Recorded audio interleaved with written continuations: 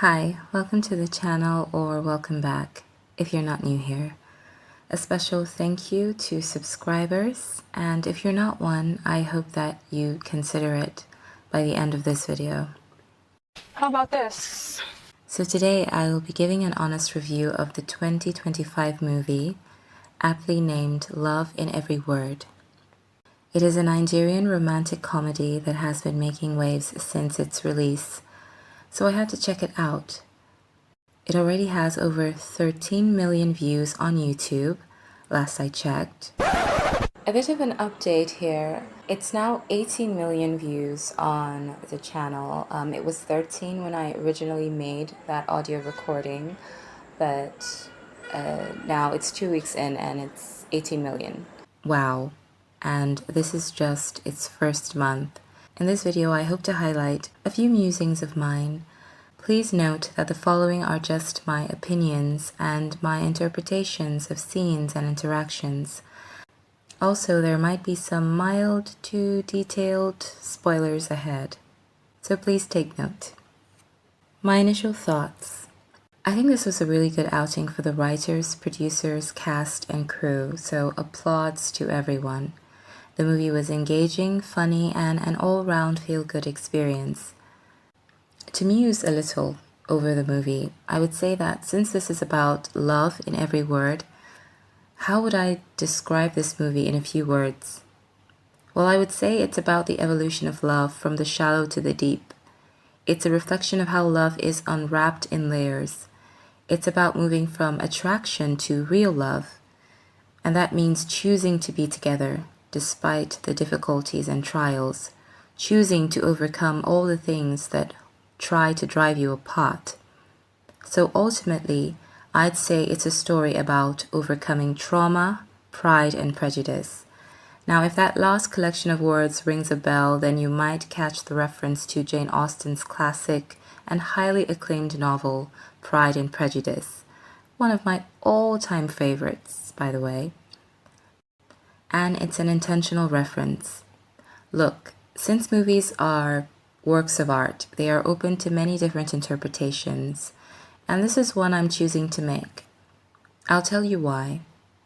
Regarding the themes of pride, let's look at Obiora, the Odogu. Gosh, that word is so popular now. For those who don't know, Odogu is an Igbo word that can be translated to mean a man of power and influence. A great man, if you will. It's usually used to praise certain individuals for their wealth and status. So Obiora is an Odogu. He is rich, handsome, successful, and highly sought after. Women are apparently throwing themselves at him, as the movie makes abundantly clear. What's making you angry exactly? The fact that she doesn't like how you speak, or the fact that she turned Odogu down? Because everybody usually throws themselves at you. Because everybody usually throws themselves at you. Yeah, boy. Yeah, boy. Yeah, boy. Yeah, boy. Yeah, boy. Yeah, boy. He is the town's most eligible bachelor, just like Mr. Darcy in Jane Austen's Pride and Prejudice. He is also very picky, a lot like Mr. Darcy was. I just expected more. Oh, that's rich coming from somebody who only dates girls with certain body types. You also want them to be financially stable, ambitious, have... Nnamdi. But unlike Darcy, thankfully, he has a more agreeable disposition. He's funny, You think I don't know that you're asking questions? approachable, and not so snobbish. Also, unlike Darcy, who clearly comes from money, Obiora's source of wealth is largely unknown, but he's seen self-made. And in support of this theory is the point that the movie sits on his vernacular being largely unpolished, which seems to indicate that he might not be highborn or be privy to an aristocratic breeding. Altogether, that throws question on the affluence of his background. Of course, you don't have to be very rich to speak a certain way. It's just that it could be an indication of one's access to education and, of course, the quality of said education. Also, just like Darcy, Obiora has a female relative that he dotes on. For Darcy, it's his sister. For Obiora, it's his niece.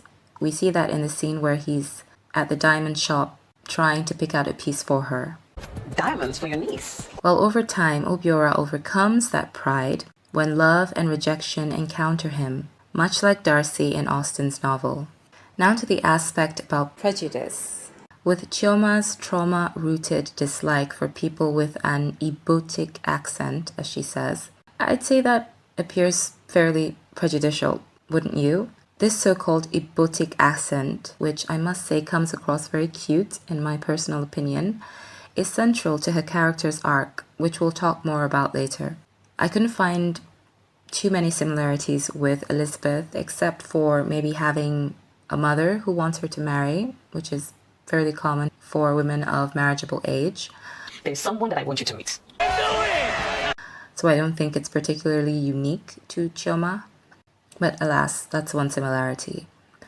Also, perhaps a weaker one would be where, like Elizabeth, Chioma is linked to a wrong guy, a gold-digging guy, if you will. Davis is basically her Mr. Wickham, who seeks only to use her and take advantage for his own personal gain. Oh, and there's one more with Chioma's rejection of Obiora, because he is apparently everything she doesn't want in a man. It's just, you are everything that she's been avoiding all her life. And to that fact, I can almost hear Elizabeth's famed words from the movie adaptation of Pride and Prejudice. Elizabeth is played by Keira Knightley in that movie, and you can almost hear her say, "You are the last man I could ever be prevailed upon to marry." Something like that. To the feelings of others made me realize that you were the last man in the world I could ever be prevailed upon to marry. Such a classic. Thank you for watching. That's it for the video. I hope you enjoyed my little musing or theorizing. Thank you for clicking on the video. I hope you liked this review. Tell me that you did by leaving a like or a comment below. I'd really appreciate it. If you're interested in a little bit more about this movie, I did a bit of a deep dive into the movie where I explore, I start with a summary and then I explore the positives and negatives I could find in the movie, pros and cons, that sort of thing, and just generally share my thoughts on the movie as a whole. It's a deep dive into the movie, so it's a pretty long review, but I try to be very thorough with it, and check that out if you'd like. Also, I hope you will consider subscribing to the channel. And if you do, thank you. And remember to ring the notification bell so that YouTube informs you the next time I upload a new video. So, wherever you are, and whenever you're watching, have a good day or a really great night. See you in the next video. Bye-bye. Bye.